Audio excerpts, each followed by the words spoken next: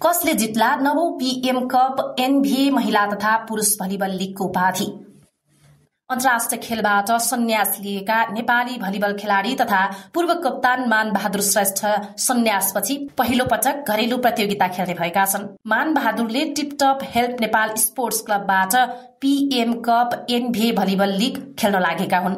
गत कार्तिकमा राष्ट्रिय टीमबाट सन्यास घोषणा गर्दै अस्ट्रेलिया उडेका मान बहादुर एनबीएल भलिबल लीग खेल्न नेपाल आइसकेका छन्। मान बहादुरले सोमबार आफ्नै युट्युब च्यानलमा एउटा भिडियो पोस्ट गर्दै हेल्थ नेपालबाट खेल्ने जानकारी दिएका हुन्। यो भने उनको फ्यान फलोवर्सका लागि एकदमै खुशीको कुरा छ। राष्ट्रिय टीमबाट सन्यास घोषणा गरेपछि उनी पहिलो पटक नेपालमा घरेलु प्रतियोगिता खेल्न आएका हुन्। उनले भनेका छन्, आज तपाईहरूको मनमा लागेको कुरा लिएर आएको छु। पीएम कप एनबीए महिला तथा पुरुष भलिबल लीग खेल्न नेपाल आइसकेको छु।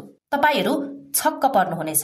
म आफै पनि छक्क परिरहेको छु, किनभने तपाईहरूले यसपालि मलाई नयाँ जर्सीमा देख्नुहुनेछ।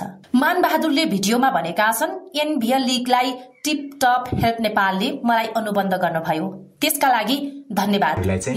आज एउटा तपाईहरूको मनमा लागेको कुरा मैले लिएर आइसकेको छु, जुन प्रसंग रहेको छ। यस्तै उनले एक दशकसम्म आफू खेलेको टिम त्रिभुवन आर्मी क्लबलाई पनि धन्यवाद दिएका छन्। विगत 10 वर्षदेखि आफूले खेल्दै आएको त्रिभुवन आर्मी क्लब र नेपाली सेनाले यस स्थानसम्म पुर्याउन अवसर दिएको भन्दै टिम र नेपाली सेनालाई धन्यवाद दिएका छन्।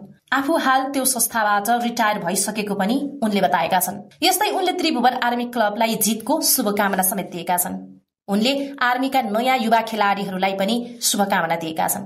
साथै उनले दर्शकहरूलाई पनि माया गर्नुभएकोमा धन्यवाद भन्दै भिडियोमा भनेका छन्। मान बहादुर 2080 साउनमा नेपाली राष्ट्रिय भलिबल टिमको कप्तान बनेका थिए। उनकै कप्तानीमा नेपालले त्यही वर्ष चीनमा भएको 19औं एसियाडमा प्रतिस्पर्धा गरेको थियो। उनी नेपालबाट 2 पटक एसियन गेम्स खेल्ने 2 भलिबल खेलाड़ी मध्ये एक हुन्।